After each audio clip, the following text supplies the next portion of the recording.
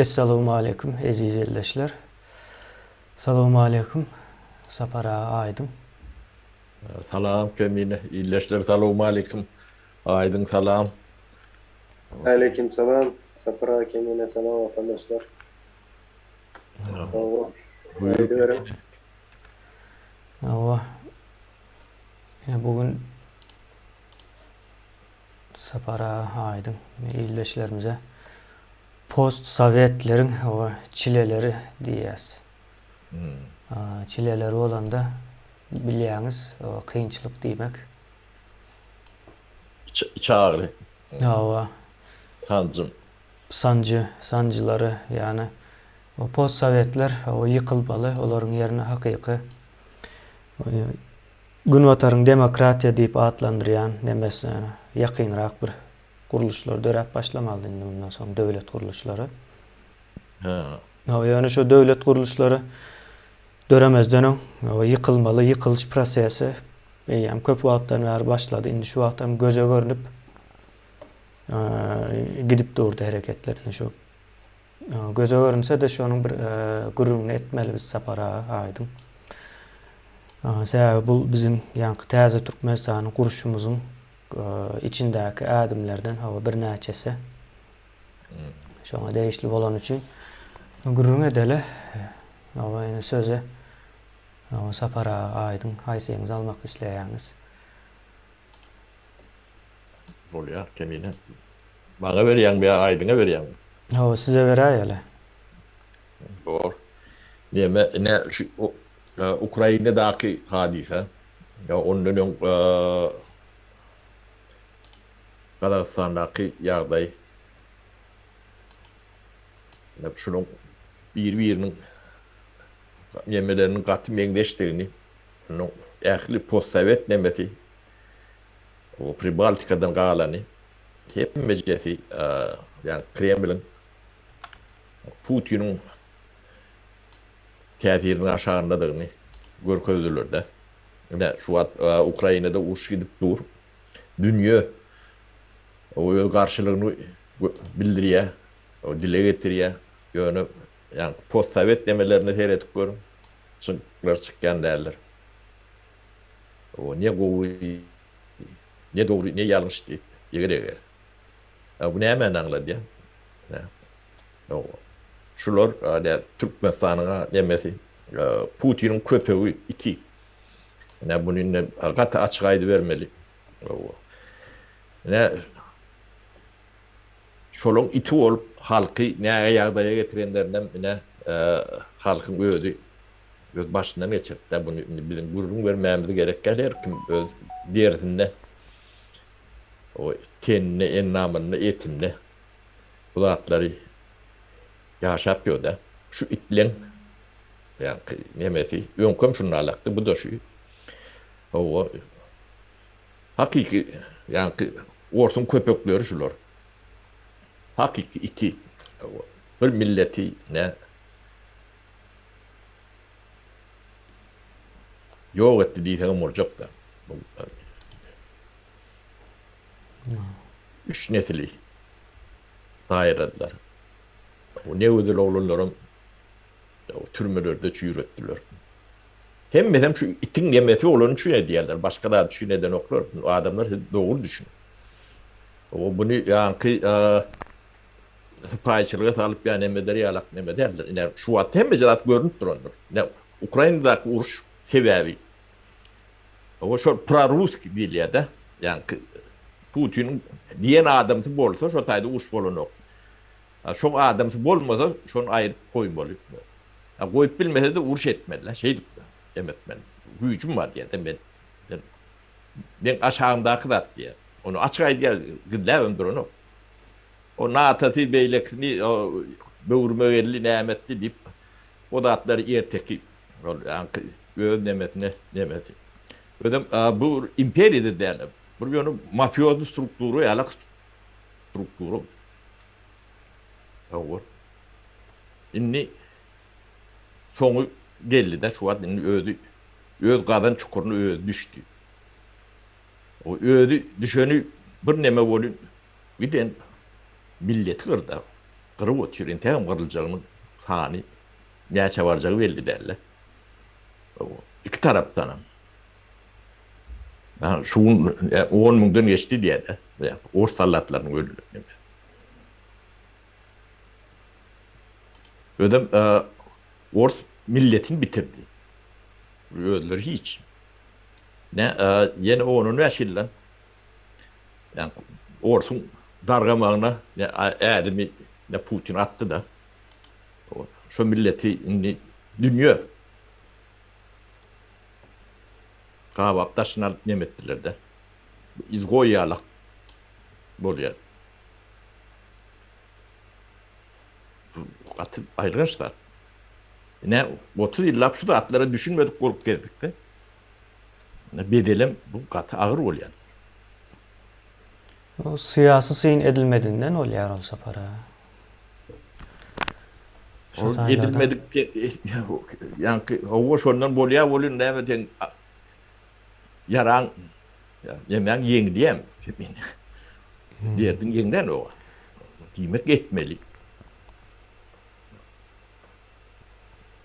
Ne şu atkı şimdi sayloğu gelelle Türkmenistan'a sayloğu. Ne şurur yalak halkını yetkermen halkın yani şu sayloğda halkın iradesini depelemek demek halkın namusunu depelemek bile destek da bir iki tane Urko Ataloğlu ki adam bir yere yalak ne de derler. Şu halkı etkermez. Halkı tamtık yerine uyuyorlar da. Yalan dağın bir çeni çanı yemesi var abi.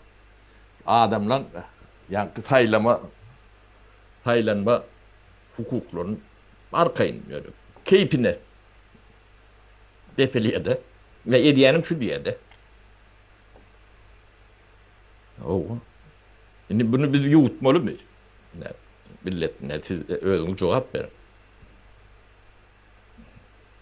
Şunu yuttuğumuz çağağını da ödümde men demeyen ben de şunu aydıp vereyim. Kimden oranını bilmeyen. Bu zatlar bu namusa daha da değil yani zatlar. Bir halkın namusunu iki tane hayvan depeleyip bilen olsa bu halktan halk olmadı. Onu yapalım bu defteri Türkmen iplemedik görmeli.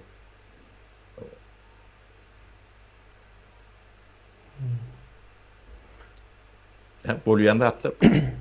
Saparavul iksanı diýäniňizi bir düşündürüň säbäbi. Ana berdi bu bilen oğlu. Hawa şal oğluna sapara siz ine şonu ýaly diýip aýtsaňyz gönüş olar edýämken hemme zat diýip pikir etjekde.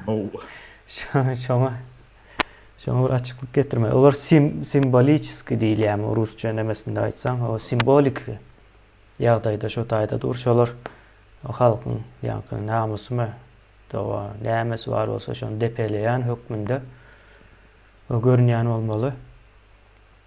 Ýankyny o Putin'e bağlansa Putin'e bular gönden bağlı değil de Putin bular bilen günde oturup çay içip duran bir nemesi aragatnaşıkları yok da bular. O mafyoz nemelen bir. Demet ya bir demiş 4 tane vardır. Nava.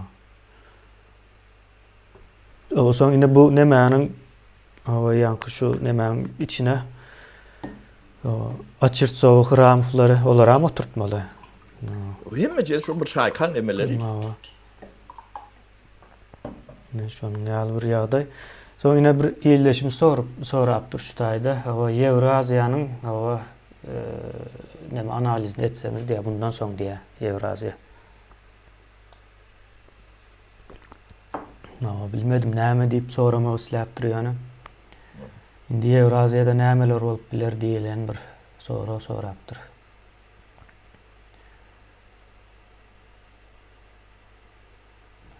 Ewraziýada Men Rus otursanız yankına mene temadan uzaklaşmakta şu gün Rusya ile Ukrayna arasında olan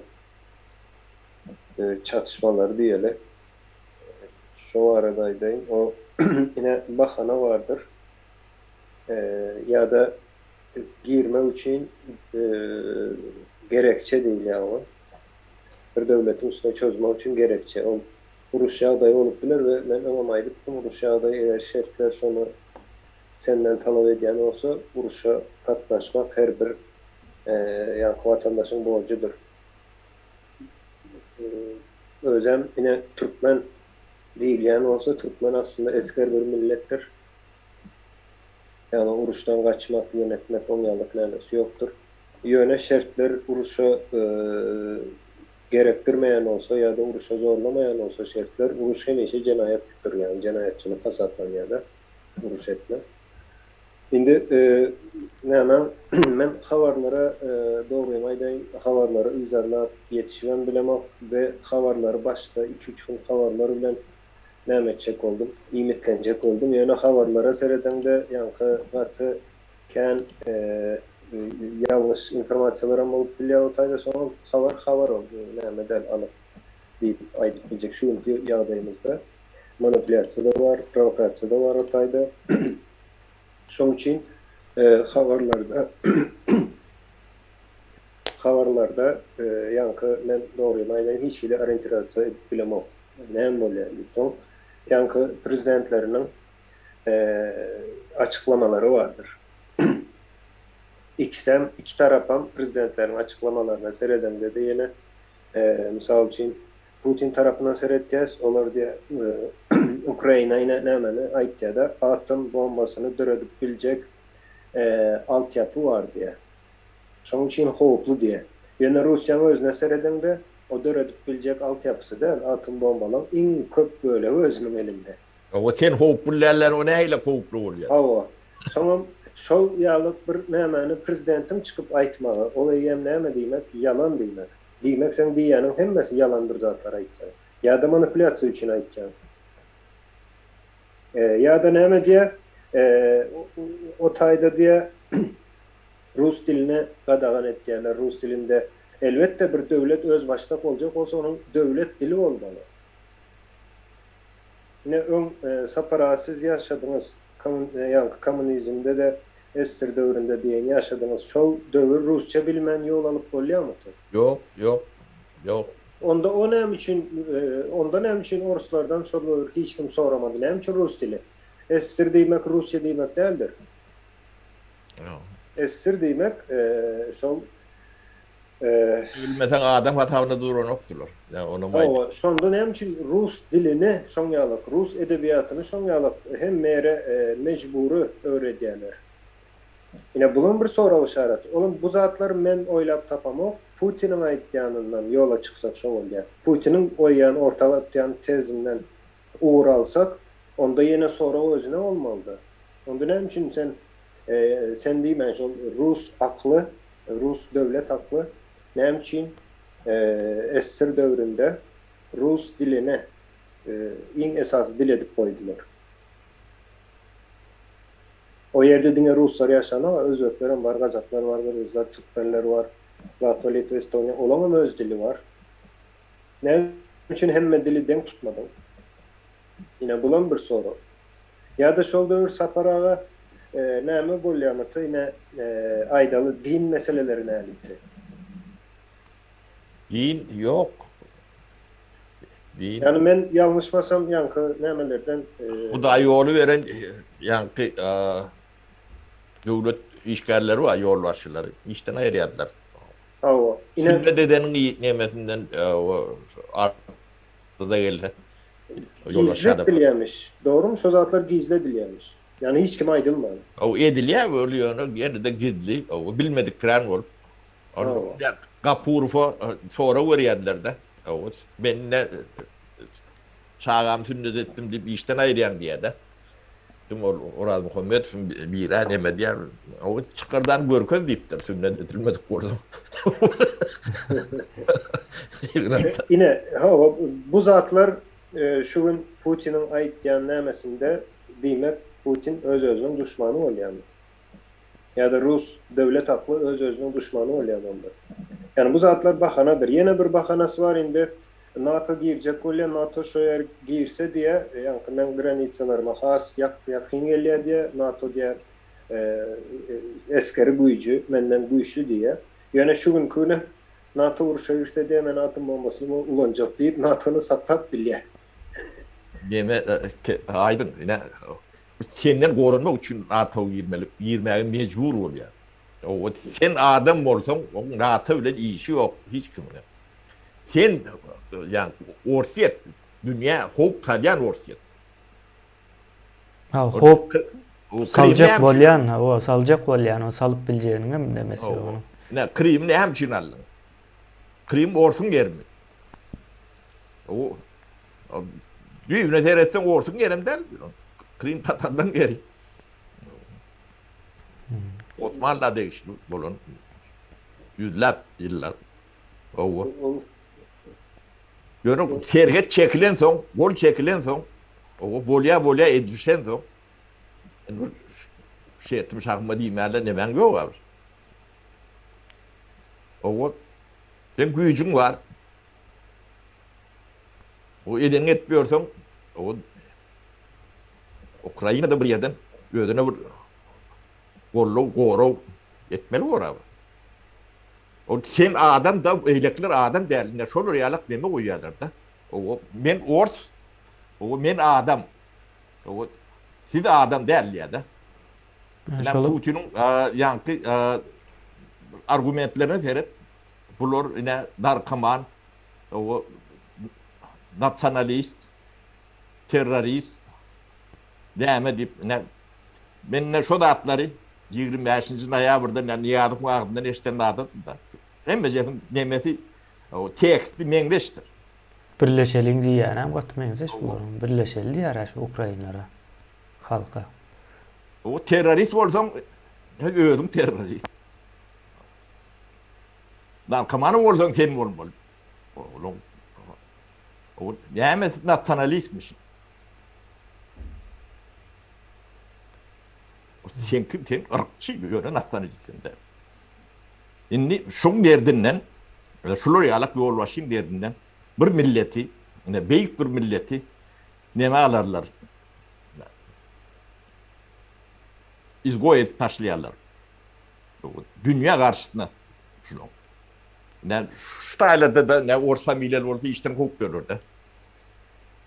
Onun görülen günahlarım yok, hiç tatlarım yoktu.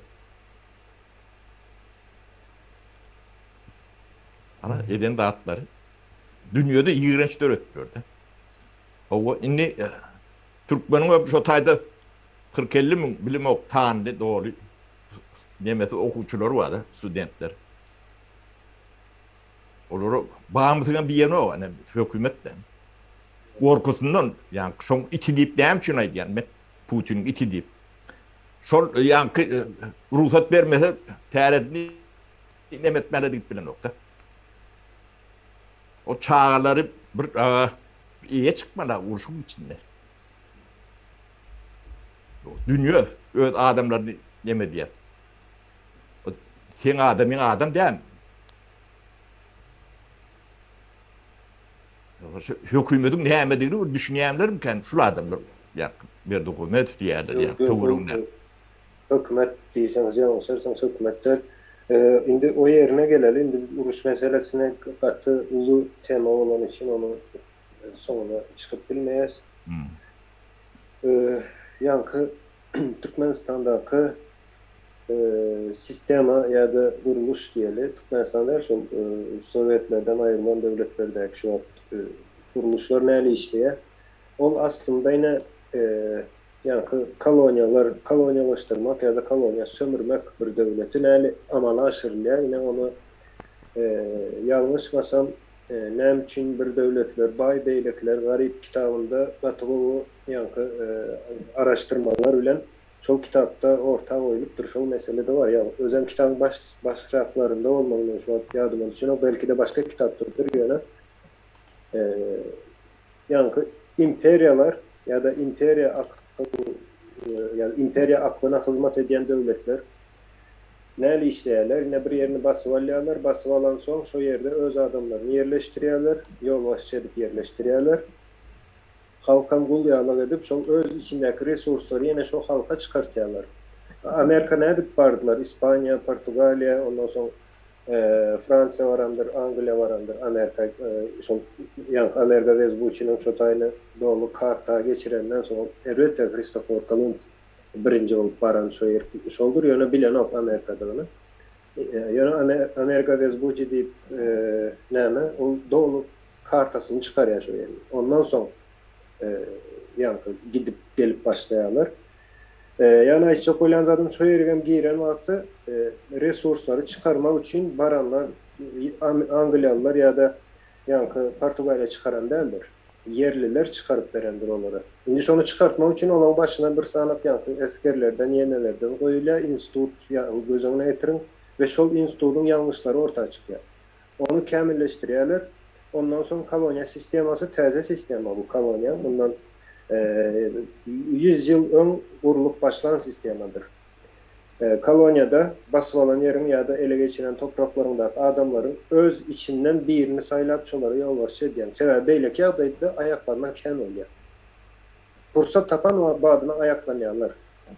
Sebebi o yabancı da yapıyor. Yo. Adam yabancı, gözünün önünde durdu. Bunlara buyrukları oturan adam özünden değil, daştan gelen adam. Sonra çıkıyor. Ne için bu daştan gelip bize eziyet ediyor diye. Son şu problemini çözmek için kolonya yankı imperialistik akıl Mehmetçe ele geçiren teritoriyasındaki adamların halkın öz içinden lider adıyla orta dini çıkaryandır. O tövür onu da inlik olacakların bol öyle diyorlar. O sistemin özü o lider olayan hatta ne emediğini bilyen hem değildir. O şu derece degradasyon ediliyor bilim derecesi. Okullar kontrollüdür. Berliyen sapaklar kontrollüdür. Hem mezat bilgi olur. Ne iyim vermen olur yankı beynine. Ondan sonra yankı halk fikir ediyor. Bu bizim devletimiz deyip aslında devlet değil mi? Kolonya. Yine Türkmenistan'da ben yönü bir zadaydayım. Hakim, yerli hükümetler hakimlerdir. Türkmenistan hakimliklerdir. Hakimini sayılan adam var mı? İmperyalarda ya da basıp alınan ya da sömürülen yerlerde saylanmaya hiç kimden. O tayda bellenyeler yine. Bellenen adamlar gelyendir. Biri tarafından belleniyor. Sebebi şonyalı olmasa sisteme işlep bilmeye, sömürge devam edip bilmeye. Türkmenistan'da hakimini sayılan var mı? Yok. Prezidentinizi sayılanınız var mı? 70 yılda yok. Aynen. Yok. Sebebi 100 yılda da yok diysen oluyor. bu zatlar yine şunu görköz ya. Özem ken bir men aydayın size bu zatları görüp bilmek için ken bir bilgi de gerektir. Amerikan tarihini okan, Amerikan tarihi diyende şu Amerikan açılışından son ku tarihi. Columbus'un gidip gelenden son ku tarihine seyredim. Sonra Anglia'nın Gallandiyan işleyiş sistemalarına seyredim. Yani işleyiş diyelim dışarıda işleyiş. Afrika'daki alıp baran işlerine seyredim. Ve yıl aralıklarında 10 yıllık olarak bölünmeye de neyli ütköşükler ediptirler. Yani basıp alan yerlerindeki vuran sistemalarına seyredim. Şu Türkmenistan sistemasıyla katı benzeştir. Yine bu zat elhenç bir zat yani Sapara ait işte Orsun iti deyip o tayda. O hakiki iti. Aydın. Görünüp ne aydın üstünden gelin tıptırmakan aydayın kaçmakan diye. Yeki Türkmen neldir? Kadan kam şodur. İttiniz. Tokayıp. Yani özlüklen ku var. Putin sıçma deyse sıçan oklarım. Tuvalete de gidip bilen oklar. O daşından öz halkına bulon nemeti geçiyor. O yöne bu itlen dövrü bitti. Bunu bitirmeli biz. Bu yalan taylılarına onu ağlan demedik görmürler. Lan şunun ilk udak ittiğini. Şunun öğüdler duyuyor yala etmediler. Şunlar hakiki. Şu ortum iti. O adına ya Türkmenin başı ya arkası ya sırtı ömü. Ne mi oyunuzda da? O it köpeksiniz. O köpek olmadan şu çağlar var. Yani uçka şandak, bombudona şandak çağlar yığınardı.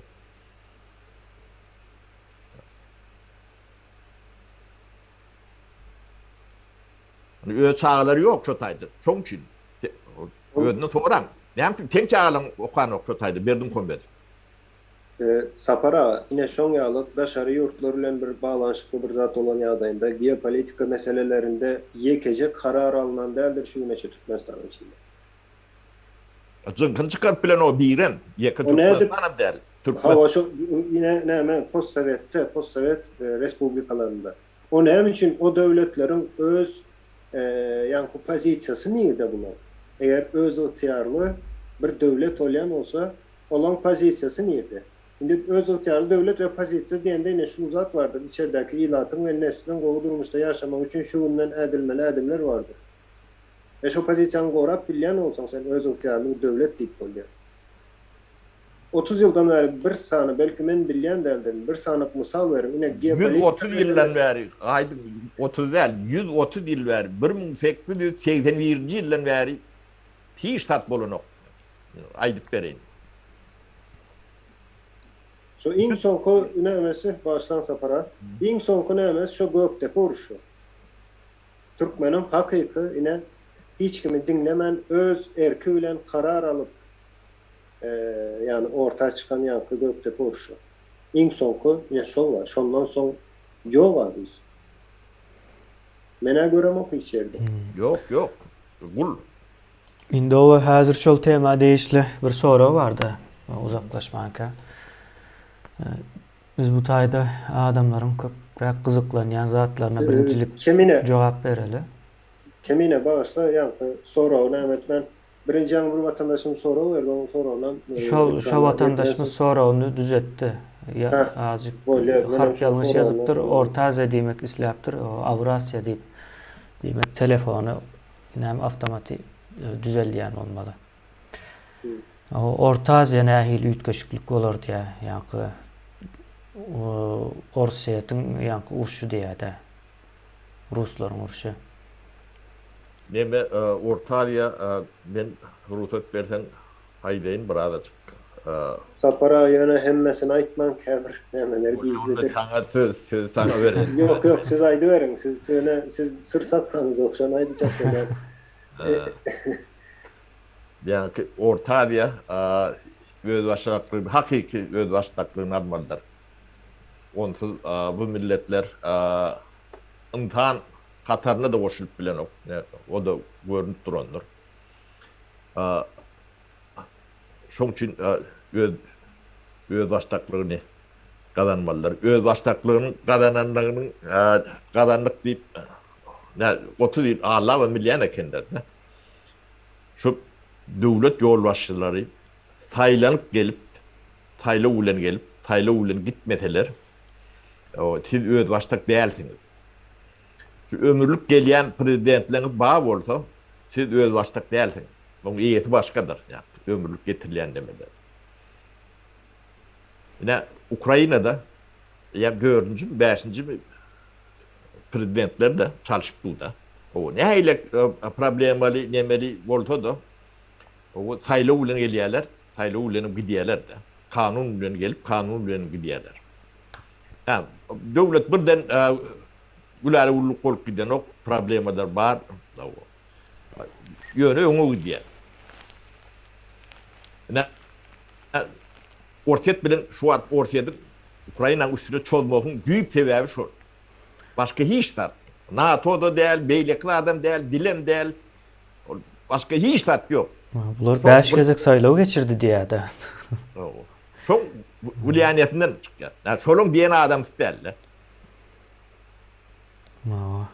O milletin hakkı var taýlamaly. O buna ors neme diýär, Türkmenem ne taýlamaly hakyňyz ýok diýerler de. O nähilek biziň hakymyzy o Berdimuhammedow nemetmenmiş. Näme bizim taýlamaga hakymyz ýok. Bunu her türlü ağırlıklı yol bilen demedik. O etçekulyalı. Saylığı hem geçiriptirler. Berdimuhamedov'un oğlu 90% set alıptır. O saylığı geçirmeden bu yani. Bu saylığı yani düşüncelerim şöyle. Onu hem toyun edip yuup nemedik böyle. O halkı deyip ağırlap gördük. Neyine gerek? Halkı neyim için eskerim bu. Mesela şu tayda. Halk siz için ne mi? Hayvan mı ya? Getbörün sürü koyun mu? Siz halka ne hilek memevden karayanız?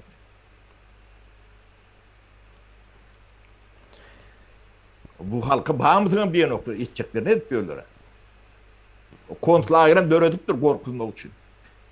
Ne saylığın bolmayan sebeplerini biz yani nemede Burcu Meclis'te ağdak geçtik de yönü korkuyun aşağında saylığı bolyan nerede?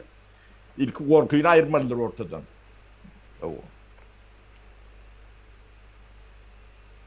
Adat değil halk ne hele kes versin.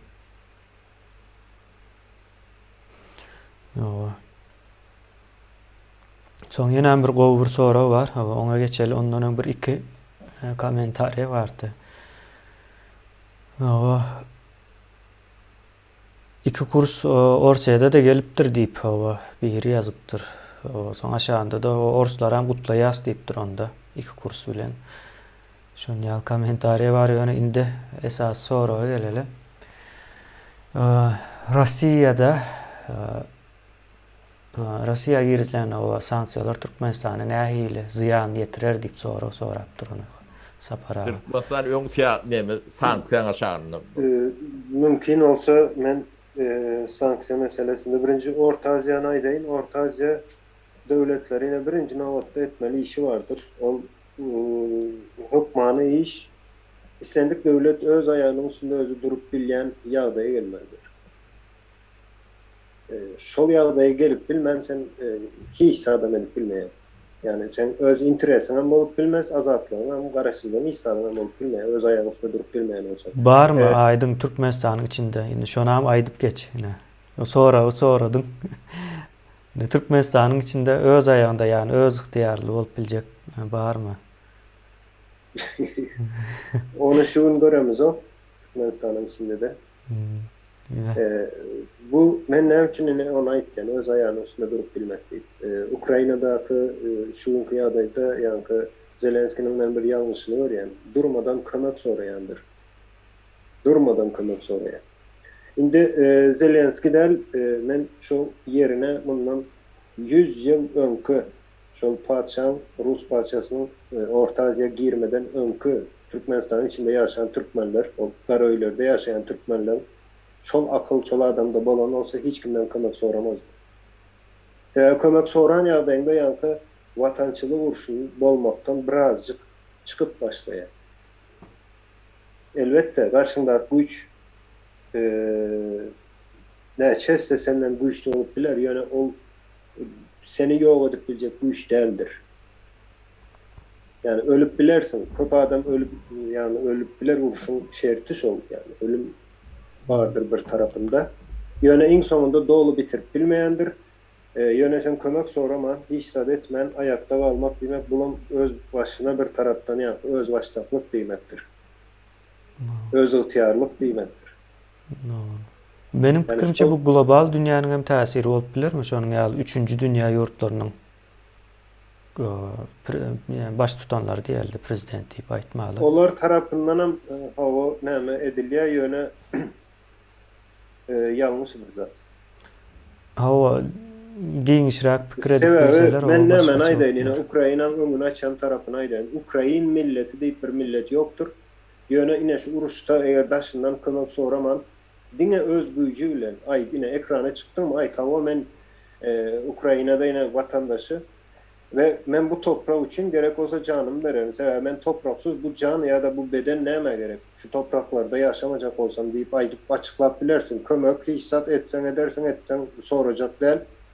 Ýöne men özümün yankı azatlyga bolan garaýşymy ve watany, nesli näli derecede gorap biljekdigimi suud etken diýip şol bir wagt özü suudnama ve yankı Ukrain milleti diýip millet berdi.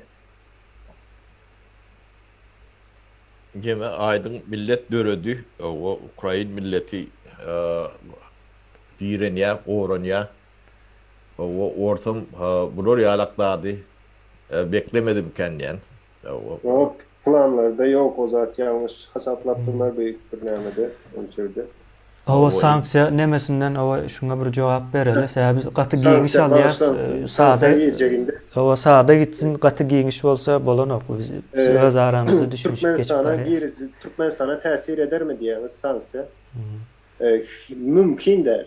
Türkmenistan şu günkü ýagdaýy ol dolu izolýasiýada. 30 ýyldan beri dolu izolýasiýada, internetim yok. Interneti öçürüp bilmezler. Sanksiya diýip, sanksiýany biz öz özümüze berýäsek. Biri bir zada öğretecek olsa gönü kellesine uğrayanız. Sanksiya şol zat. İnterneti näme üçin öçürýärler? Informasiýa akımı olmasın. Informasiýa akımından bir döwleti mahrum etsen öz-özünden iza galýar. Ýani orta asyrlara dogry ýola düşýär, informasiýadan mahrum etsen. Biz informasiýadan öz-özümüzi mahrum edýäse. Näçsan kitapxana öýleňiz Türkmenistan içinde. Sanksiýa. Ol sanksiýasynyň hem sanksiýasy Türkmenistan 30 ýylyň içinde. Şoň üçin dälmi ýöne köý bir zat bir kär elde edip bilmek üçin daşary ýurda çykýar. Daşary ýurda çykyp biz bilim adamı ya da alim boljak niyetimiz yok, onyalık düşüncemiz hem yok. Ýöne bir kär almak üçin. Kär diýenim hem türlü aydaly bir guruluşy etmek bir kärdir. Ýani bir guruluşy edip bilmek üçin biz daşyna gidýäs.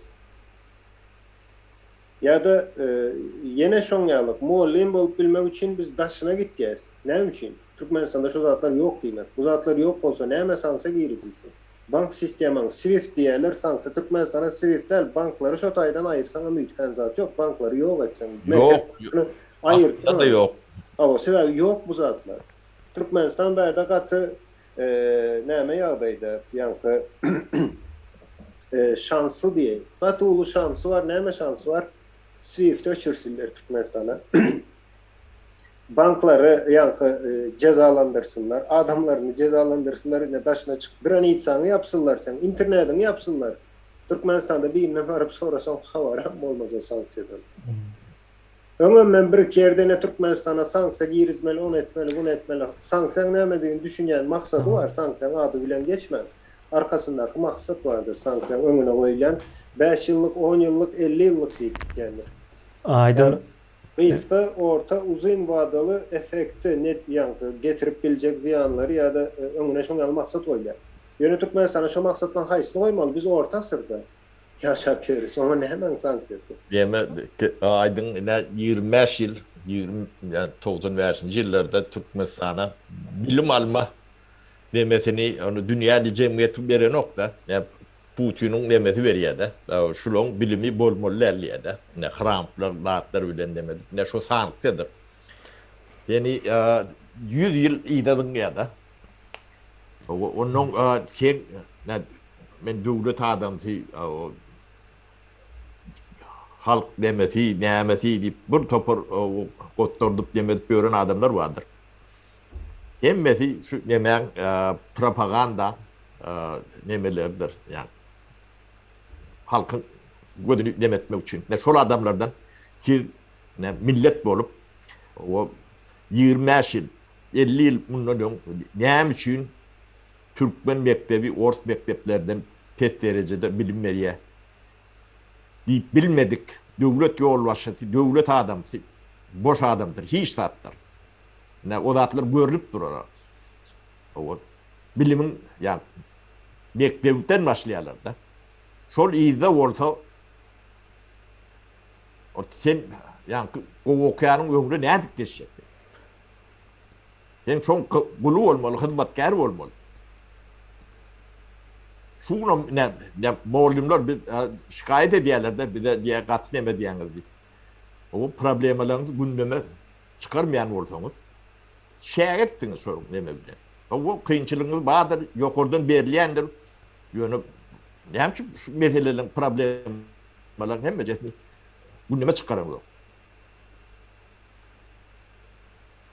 Onu biz çıkarmalılar. Muallim derler. Yokur bilim verilen ok. O vermeli mümkünçülük yok. Onu da düşünüyor. Yani bu problemi ne ortaya çıkaramıyor. Bir üniversitenin muallimden 2 közlem eşitmediniz ne 30 yılın içinde. 30 yılında 70 yılda da görmedik şu da. O avrayla adam mısınız? Ne nerede avray? Siz ediyen bu halka delelini bir muktarını da adam gözüňde de getirip bilen o var. Ne göz örtülü ödem şunu bilmeyen adam yok. Türkmen mekteplerde bilim yok. Ors mektepleri gowu diýip onu çağatını Ors mektebe verecek bolýarlar.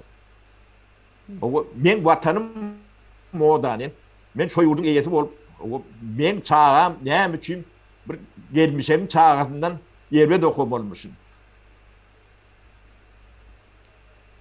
Şo demäni bir ýörüňde nemedik gören yok. Millet bir deme getbörün tür hayvan neler? Şu zatlar bilmeli adamların muallimler.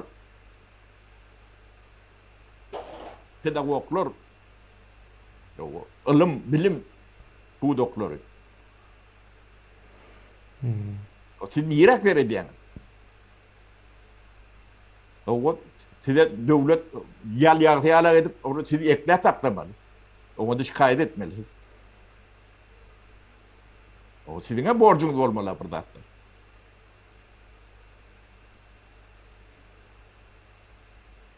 Bu zatların hem mecetin güyüne bir yankı aynen çıkarıp teretmelidir. Sapara menem şu sanksiyalar var adaysa abi. Sanksiya umum bir söz aslında. Yani sanksiyanın kurama sanksiyası var, iş yerine sanksiyası var, şahsa sanksiya var, yine bir zat var da. Yani Türkmenistan'a sanksiya girizmeli deyilen de. Türkmenistan'ın niyamesine girizmeli deyilen soram da. Yani aydın ayşyalı Türkmenistan'ın özüne edilen sanksiyaların sağ cevabı yok. Yani Igor Makarov Türkmenistan'dan gatken pullar çıkarıp durdu, oğurlap dur. Onun nemesi öňem Trump'ın wagtynda da bir sanksiya düşüp girjek bolup, Trump gol çekmen gidiyor. Ine Trump'am şonuň ýaly diktator nemeleri gowy görýär, özünde de bolmaly şu zatlar men pikirimçe. Gol çekmedi ya da eden hareketleri var. Yani Kemine. Aydı. Son indi şu gezek o düşäýmelse ine Salavyov hem sanksiya düşen olsa Igor Makarov hem hökmen düşäýmeli. Ine Türkmenistan'a şu taraplardan täsir edip biler. Yani beýlek tarapdan men pikir edem Türkmenistan'dan Orsiýada gatken pul çykýandyr diýip indi bundan soň Orsiýadyň içine giren pullary çıkarıp bolanok. Orsiýetde işläp ýörenler hem çıkarıp bilmeýärler pullaryny barbyr. Son ine Türkmenistan'a sanksiya indi şu Igor Makarov'un taraplarından bir yerden çıkıp o giýräýmese sanksiya ýöne o gerek yeri yok. Beýlek tarapdan hem seretsen ine size bir zat görün beren gaty gyzykly. Şu wagt türkmenler daşary ýurda çıkan türkmenler esasy agramly böyle 3 ýurtda da Russiýa, Ukraina, son Türkiye. Üçüsünün hem ýagdaýy görerlik däl şu wagt. Yani Türkiye'de şu wagt ýağ galmady. Inanmarsınız. Ýağ galmady. Hiç bir nemede ýağ ýok. Uruş başlan üçin ýanky Russiýa bilen Ukrainada. Dünýäniň köp böleni ýagy neme diýen, import edýän, eksport edýän ine şu iki ýurt beýlek tarapdan entek o buğday problemasy am çykjak. Dünýäniň näçe prosent diýdi? 40%-e ýakyn buğdaýyny şu iki ýurt üçin edýän eken. Ýalňyş bilmeýän. Buğday diýip nämetme buğday we Mekkejewenen arasynda. Yani O däne diýeli onu. Şol ikisi yani şol sektör 40%-ni. Ine Mesela Ukraina topraklary gaty näme topraktır. Bereketli diýerler. Ine şulam ine Türkmen halkyna sanksiýadyr şu zatlar. Bunu ýöreýte biri planlap aýdyp girizmegine gerek ýok. Bu sanksiýalar halkyň öz ýalňyşy bilen meydana geldi. Düşünüp bilmenligi üçin ýalňyş ýollara girsen öz-özüňe sanksiýa diýmek näme? Cezalandyrmak, çäklendirmek. O yurtdan çıkıp bilen ok, girip bilen ok, pul alıp bilen ok. O ýöne ine beýlek tarapdan biz şu wagt hemme zat diýen ýalyk bir ideologiýany we prosedurany taýýarlap goýduk da ine halk hereket etse şu ýyl ýazda ýurtda bolup bilýäs. Ine bizim hem uly sanksiýamyz aňyr tarapa şol bolup biler ýani. Bizim ýanky jenayetçi topara girizip biljek sanksiýamyz. Yani halk hereket etse bu ýyl ýazda ýurtda biz. Şu derecede hemme biz özümüze değişli altyapyny taýýarladyk. Yani şonuň ýaly halkın hareket edýän köçe çıkmak däldir vatandaşlar oldu. Hava olam onam ýalňyş Hareketine düşünbän. Ya da bärde halk näme edip biler diýen soralar var. Oňa olmasa bir programa taýýarlar isteýär, eger isleg bolsa şoňa. Köçe çıkmak däldir. Köçe çıkılıp kurulýan döwlet ýokdur şu neçende tarihde. Yok, köçe çıkanlar döwlet gurup bilmeýär. Ya da ine Putin'em köçede yetişen adamlardan da aýdym. Putin ve Daşdöwreň hemme diýsem köçede yetişen adamlar şolar.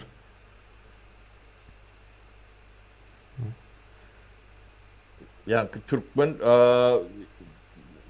yani Türkmenistan'dan pul çıkaran Türkmenler var. Türkmen bayiler diýenler. O ne olary Angliýa, Britaniýa, Azerbaýjan bilen Gazakstana duýduruş berdi. O ne şolong pullar var. Naşar çıkarılan nemeler. Ne ortadan oligarklaryň pullaryna el goýuşdurýarlar olonka da yani koýarlar. Hawa Abi hem neme var ya şu Türkmenistan'ın inçhanelері var da. Ya o şolar KGB'nin Orsun KGB'sinin siyasi yaçaykeler ya 4-5 yerden neme geçýärler şunlar. O bulary yani postavet demeli Orsun yani Putin'den ayrı örenoklar. Ya çok içine girýärler. Onun böyleleri dörö diýerler. Şo pikri beýleklerde döremesini öýler dörö diýerler de. Ya şo Türkmenistan adam ýalyk döwlet bolsa, öz garaýşyny, ýa Ukrain urşuny, öz garaýşyny bildirmeliler. O ya dogry edýäňiz ýa ýalňyş edýäňiz diýmeliler. Ya da men adamlaryň ölmesine karşı ya nemetmeli. Bular diýmeliler. O gaýtan goşun ýiberjek diýip. Putin'im ne yani koşunun 98%'inden yemeğin içine soktu. Şimdi Ermenilerden diliye, Kazaklardan diliye, Türkmenistan'dan diliye. Ya bunların şu tankların içinde dünya görüp oturuyor bu zatları. O hem de şu özünü diyalak tanıtık duruyor, nemet görmeyen, Kurban geldi, Kurban kuluyor. men şuna değişli bir näme aýdyp beren, ýa-ni Angliýanyň parlamentinde köp näme dile getirilen bir söz var da. Biz kliptokratik rejimlerin hemmejesini ýok etjek diýe. Şu nämeň daşary işleriniň nemesi var. Esasen hem şoň agzyndan köp eşitdim. Liza näme şoň familiýasy. Daşary işleri nemesi de ministri Angliýanyň. Kliptokratik döwletleriň içindäki ýa-ni oligark diýär-de. Ýani oligark sözünden biz şu taýda düşündirmeli. Ol orsun ulanýan oligark manysyna gelen ok. Oligark diýmek bir topar diýmek. Oligarkiýa bardyr, demokratiýa mesela oligarkiýa. Şu näme geçýär. Bir topar gizlinlik bilen o bir ýurdu dolandyrýar. Aslında olar görünen ok. Öňüne bir sana sakna bir adam çıkarýar. Hakykatdan siýasat, o bilimli okanlar biler onu hökmen suratda öwredýärler de. Dünýädäki hökümetleriň guruluşlary diýip. Yani hökümet diýip aýdýarlar, yani government diýip geçýär. Yani government sözü hökümet sözüne edil dol dengellendiğine men näme demok. Şonuň ýaly bir ýagdaý bar. Şolar oligark diýilen, yani gizliň dolandyrýanlar. Ya bizim ýagdaýymyzda ýene Hramovlar, Açırsowlar ýene nämeler bar da. Jadanlar. Ýene şolar oligark, bularam gizliň dolandyrýar we bularyň gizliň dolandyryp oligark bolmagynyň esasy hem kliptokratiýa, yani owurluk etmek. Şo ýurtda owurluk etmek. Şo sebäpli soň bir zat gözüme takıldı da şu ildeşlerimiz Rusiya diýip ýazýar. Ýalňyş Rusiya däl, Rusiya diýip türkmen dilinde Rusiya diýip ýazylýar iki s bilen. Şoňa bata näme bolşan aýtmasam bolanok. Ýokarda bir Rusiya diýip ýazdy, hemmekim aşağı hem Rusiya diýär-de. Dilini ütketdi. Türkmeniň bir nemesi ýok. Diliň altyapysam ýok. Ona şu taýda aýdyp geçeli. Sonra ýa-da, sonra okap berjek ersin nemäňiz ýok bolsa. Russiýadaky studentlere näme maslahat berersiňiz diýär. Ya Russiýanyň ýagdaýy agyrlaşjak üçin. Soň bu taýda diňe Russiýa däl de şu Ukrainadan göçüp Ýewropa häzir gaçyp çykanlaryň nemesine ykbalyny aýdyp bereli.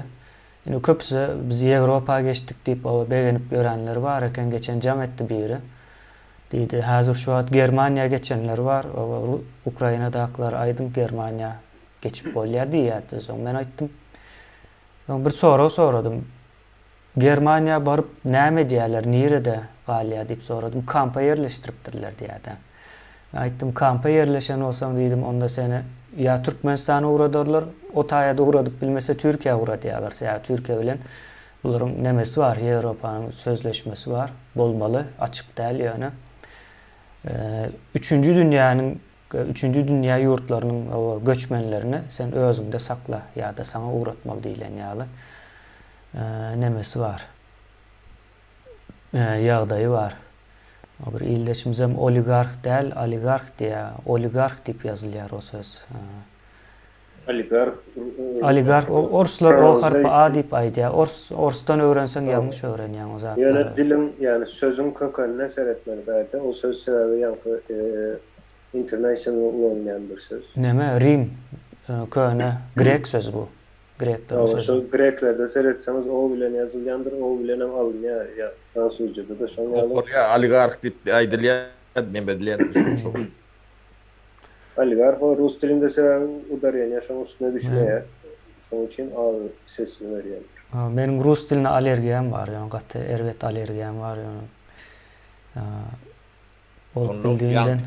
Studente jogabyny neme deýin menen boşaýyn özlemämi. Yani postsovet demesinde ýokary bilim albajak bolum. Bidim ine öten döwletler bardyr. Bilimi şo taýdan alyn. O kymmatdyr, olun ýöne gowdur. Bilim aljak bolsaňyz, ýöne diplom aljak bolsaňyz o başga mesele. Belarusya'da koşup öğrenler var. Ne hem aljak dağdın ne hem otaydı. Ya Orsiet, Ukrayna'da.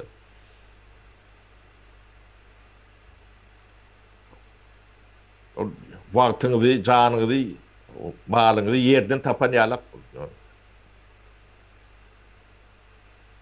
O Türkmenküden gowu oluyor, o gowu da attel.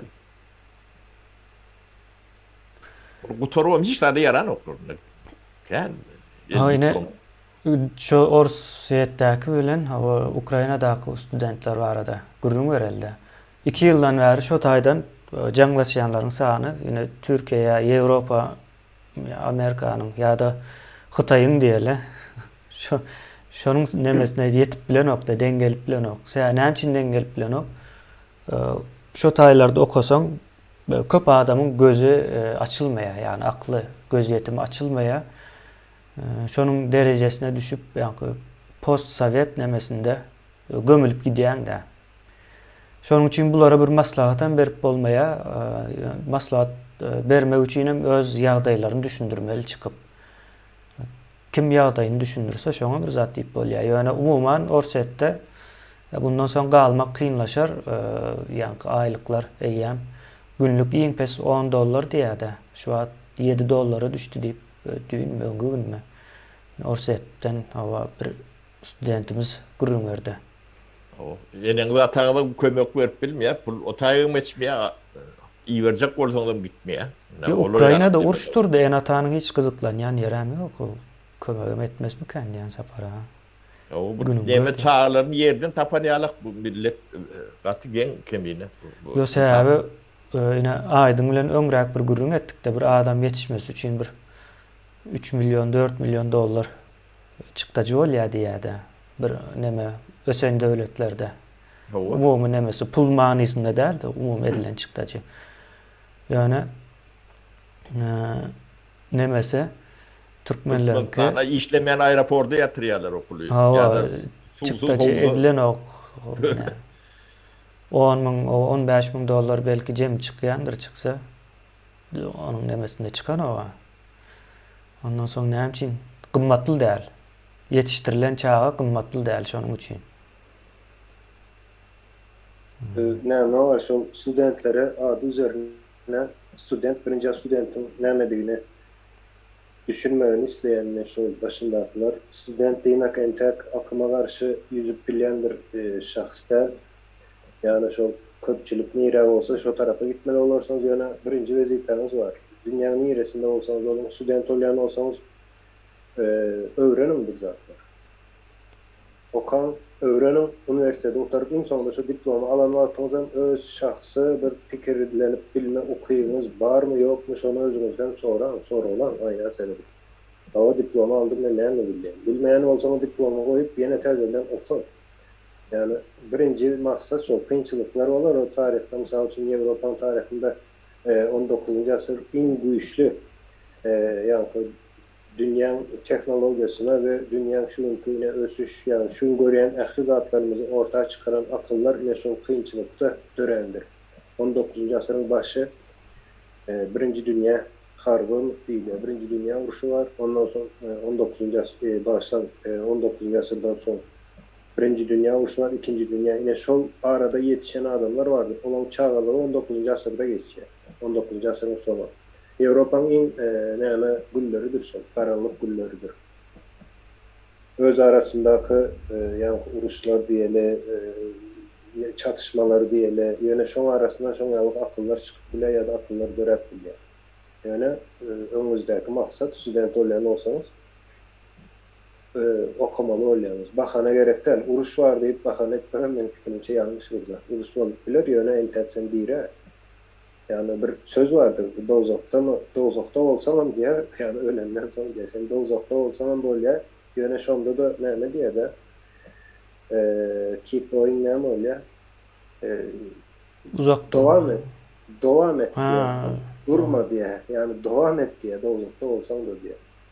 Yani şol zatları aklınızdan çıkarmam. Şimdi en atalar var arada hemen aydayım.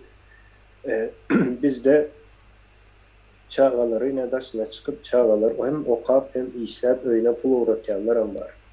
Bu ne demek? En ata özünün en atalık vazifesini bilen ok demek ya da eden ok şonu yerine getiren ok demek.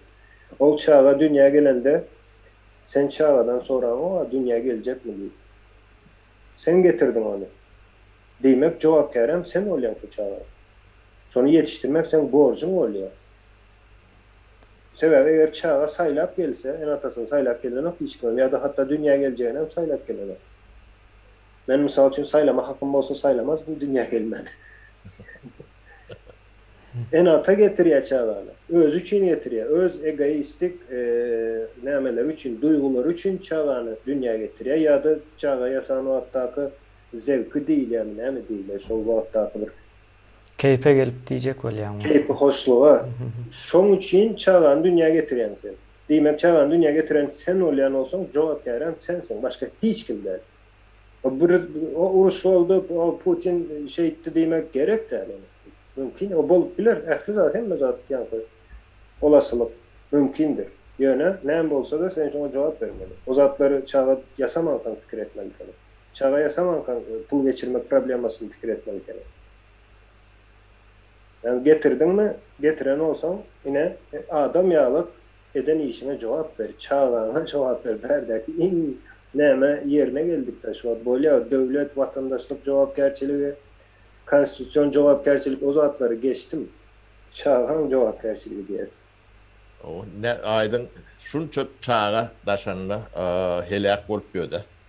Yeke yeni ata ne Türkmenistan'da.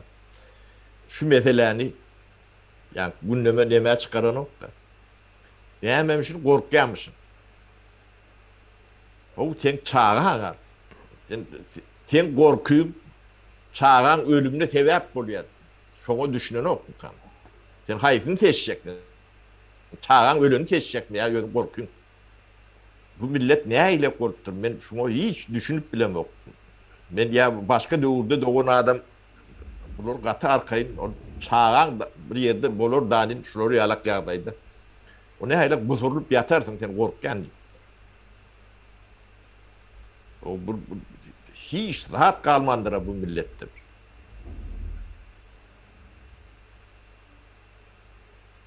Bu beýle de burada rahat bolmaly. Öyle biri iki değil. yüz minglep adam daşına getiriyor. Urşun içinden. Bu urşun içine bir yönü Moskva'dakiler var. Onlar yetir. Ortadan öğüdü yetir. Onlar iki yetir o tayda. Onları kimeye çıkacak?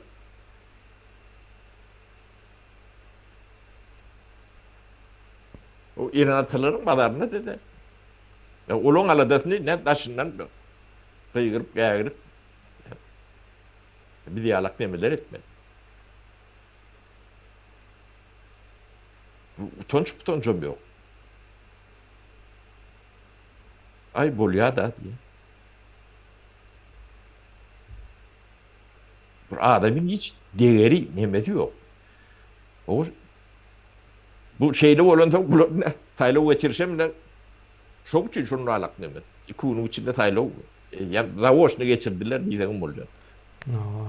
Bir iyileşmiş. Hem adam yalan. Bizim çağa söylüyorlar yalan. Post-Sovet en atalar şeyle olyar deyip yazıptır bir komentariyada.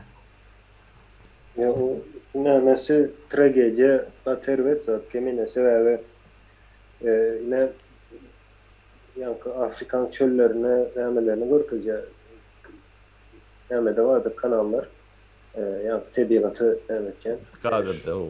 Şu yerde yine hayvanlar hem öz çağasını ölümü göz alıp koruyandır. Sebebi bu dünya tarihinde yani evolüsyon veren bir refleksi vardır. Özünden son bir nesili öldürmek. O ağaçta da var, hayvanda da, beylekide de var. Yani şunu adamda yok edip koyulan ekelilerden. Hayran haline getiriyor. Aslında adam en akıllısı diye söyleyeyim yani kabir yerde yani hayvandan aşağı düşüyor. Yani akıl derecesi. Yok çok bu refleks bilenen koğran okuyor. Böyle berde akıl bilmem gerekti de çok hayvan koğrap bilen o söz çağısı refleksleriyle koğruyor. O refleks diyen zaten gelişen nemeden o milyon yıllık bir nemedir. Genetika yazılan bir zattır. Başka milletler orada dünyanı ileride getirirdiler. Yenen bir soru var. O Türkiye bu uruşdan nahil tesirlenir deyip bir soru var. Türkiye'nin tesirlenecek birinci tarafa iqtisadi taraf mı kendi yani siyasi tarafa kendi bir bakım değil mi kendi deyip fikir ediyen bana. Yok kemine onun elbette iktisadi taraftan var, siyasi taraf var, ondan sonra yakı geopolitika değil ya. O taydaki Türkiye alacak rolü mü, üstlenecek rolü var, o ken neve taraftan tesiri. Menberde şu devlet yankı Azyan tesiri deydiniz, belli ki Türkiye'nin tesiri ne tesiri olur. Yine bu zatlar hakkında yankı nemeni maslahat veren, öğrenmenizi, eğer kızıklayan olsanız globalization diye bir zat vardır. Yine şunun nemesi, neme manayıyla arkasındaki yatan akıllar neme, şu zatları öğrenseniz dünya global yani bir dünyada globalizasyon diye. Bir dünyada yani dünya bir sanat göre bir neçe devletler vardır. İstendik bir yere bir zat olan yağdayında onun tesiri gelyendir beylik tarafı. Olan yani devletin nemesine bağlı. Kaysi devletin öz şuat alyan pozisyasına ya da gücüne bağlı olarak tesir ediyor. Misal için Türkmenistan yalık yere kendi tesir etmez. İnflasyon olan da dünyanı sarstıran inflasyonu 2008-2009 yılda Türkmenistan hiç tesir gördümüş onların. Yani halk olarak hiç tesir görüp bilmeyen on yağlık zatlardan sebebi sen dünya dışı da biz şu an kıyılansak da Türkmenistan. Yani Türkiye yağlık yerde elbette iktisadı sebebi. İkisi öylenem ikisi yani bir bazıları ulan yağlar. Avrupa'da edilmiş on yağlıktır. Bater ve tesiri vardır bu oluşum. Avrupa'da, Türkiye'de. Türk için iklim yani Rusya'da, Ukrayna'da ulu iktisadi partnerleri iki tarafı. Yönü Türkiye'de ne şu an emlak caylan bağlı 30-40% kalıptır. Ortalar şotayık yok ne diyendirler yani Ukraynalara. Bir açık neme şu tayga aldı da Orsya'da için. O dünyanı yaptılar Orsya'da. O her kim tanklıdır kaçacak ne Orsya'dan IT spesialistler var da firmalar şu IT teknolojisi boyunca yani programistler dağıttılar şoları realaklarına firmalar hem beceri kaçıyor böyle risk kaçıyor. Tabii yani geleceği yok da. Irak orada gidiyorlar. Türkiye'de gidiyorlar. Kazakistan'da da gidiyorlar. Avrupa çıkıp bildiler çıkacaklar onu yerlere yapık olur. Hindistan'a, Kıtay'a gidiyorlar. Son yine bir tesiri yankı näme vardır. Yine bulam yine yankı globalizasyon yanında gelendir. Employment değil ama İngilizce. İstikrar mı? Türkçesi. Yani iş yeri sağlı. Mesela şimdi devletin içinde ne sanı iş yeri var. Adamlar işlemeli aile almalı durmuşunu devam ettirmek için. Şimdi şu yağdayda hazır Ukrayna ile Rusya'da nasyonel bir problemi var. Avrupa tesir ediyor. Aydalı Rusya'dan biznesleri çekendirler yani. Önlümçülük olsun, yeni olsun. Bunu firmadan köptü gidip hem de gidiptir. Şimdi şu firmalar aydalı Türkiye'de gelip işletecek olsa ya da Türkiye'deki işini unutmak için önlerinde soru var. Aydalı 2 yıldan sonra Türkiye'nin yağda inen olur. 5 yıldan sonra Türkiye'nin yağda yani şu hazır şu aydaki dören yani problema Türkiye sıçrayabilir mi bilmez mi diyen soru olur. Risk arttıryandır. Risk artyan yere investisiya girýän däldir. Girse de gaty uly ýa-da izne näme talaplary olar olan girmek üçin. Ine şol riskini döretmegem eýem Türkiýede heme işsizlik artyryp bilýän bir wakatyr beýleki tarapdan ine ykdysady partnerleri bolan üçin söwda kesilýär şo tarapdan. Söwdan kesilmeli diýmek sen ýa-da üçüncülüğü tezelden kurnamak. Üçüncülük kurnamak demek Türkiye'ye 80 milyon bir halkı olan devletin üçüncülüğünü kurnamak için 5-10 yıl vaat gerektir. Hükman yankı Rusya ile Ukrayna'dan alyan yine şu önümleri var diyelim. Şol önümleri tezelden Türkiye getirip bilmek için özünde olmak diyelim. Özünde olmak için 5-10 yıl vaat gerektir. Dine şotaydan almalı diyenleri yok. Yöne başka yerden getirip biler. Yöne vaat meselesi problemi. 5-10 yıl Türkiye'nin içerideki siyasi pozisyası şu 5 yılı götürüp biler mi? Halk şu 5 yılı götürüp biler mi misal için? İlat diye. İlat 5 yılı götürüp biler mi diyen yine sorular var. Cevap verirler. Yine şu taydan tesirler öyle olur. Yani bu verilen sorular katı nemedir? Yani men göz önüne getiren hazır nemeler varlığını o tayda yine katı uzayın meselelerdir vatandaşlar. Yok katı ul partner ikisinin ikisem Türk için Rusya'dan katı önemli partner Ukrayna'da.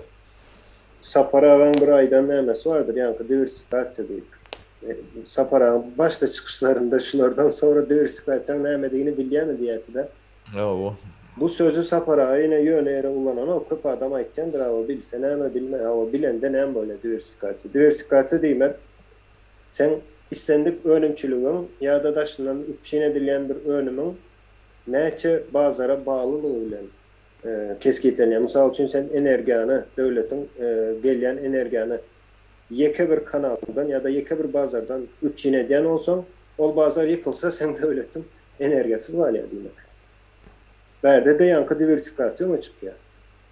Şunun için istendik sen devletin yani iktisadı sistemasını sustainable saklap bilmem için devamlılığını korap bilmem için aydalı sen buğday alayan olsan bir bazardan del ya da bir devletten bir kanaldan del 7-8 bazara bölüp bilyen olsan yine şonda sen birine bir zat bolan yağdayında da sen kendi bir ziyan görmen şonu yani kopon kanalı diyelim tezelden üpçin edip bilyen. Yine berde diversifikasyon nemesi öne çıkıyor. Vacipli var. Yani bunun beylek tarap nasıl etsek yankı bu yani has gençlerin almalı sebebi ilişkilerimizi düşünme hali. Yine Suriyeliler adamların yatına düştü hazır. Suriyeliler göçüp gelen vakti Jaýlaryň bahasy gymmatlapdy diýip aýtdylar. Hakykatdan hem hatta şu okuwçylara jaý tapylmady da galar ýaly. Entegem şol neme problemasy var. Indi orsuňa bawa sanksiýadan gaçyp çykmak isleýänleri pullaryny getirse hökmän suratda jaý aljak. Başka zat da o neme däl de birinji akla gelýän zat şu emlak almakda. Bulam indi Türkiýanyň içindäki sosial nemäne hasam beter täsirler, ýani hökümete garşy şonsuzam bir neme bar da ýa 3-4 ýyldan bäri açyk bar. Bulam şu tarapdan täsir galyryp biler, ýöne beýlek tarapdan orset energiýa nemesinden uzaklaşsa Türkiýanyň bir ortagy bolmakdan hem çykar. O tarapam bar. Sanksiýadaky ýurt bilen näçe haýsy derejede aragatnaşyk saklap bilersiň. Neme? Ola bir soru. Türkiýede köp neutral bolup nemedik bilmez dünýä. Nemäni ortaýady şu gidişine gitse şu wagt dünýä birleşdi de ortaýadyň garşysynda. Şunu oğurundan çıkarıp astarlar. Yo ondan çıkararlar, ol görünmem dur. Sovet bir zapaslıklarım çıkarırdılar.